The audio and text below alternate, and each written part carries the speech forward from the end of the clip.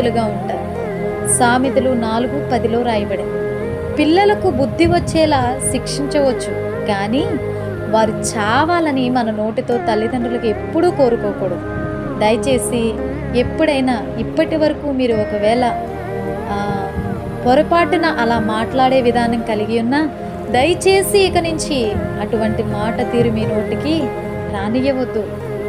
అలాగే మన పిల్లలు బాలురుగా ఉన్నప్పుడే వారు ఏ త్రోవలో నడవాలి వారికి నేర్పించాల్సిన బాధ్యత ప్రతి తల్లి తండ్రికి కూడా ఉంది.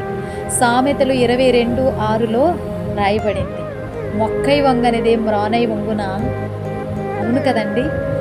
దేవుడి వాక్యం హృదయం అనే పలక మీద వాటిని రాసుకోవాలి.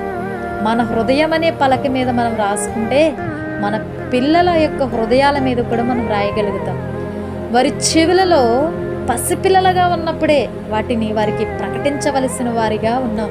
తల్లే వారికి బోధకురాలు. అప్పుడు నీవు నీ కుమారులకు వాటిని అభ్యాసింపజేసి నీ ఇంట కూర్చున్నప్పుడును, త్రోవలో నడుస్తున్నప్పుడు, పండుకున్నప్పుడు, లేస్తున్నప్పుడు వాటిని గురించి మాట్లాడాలి.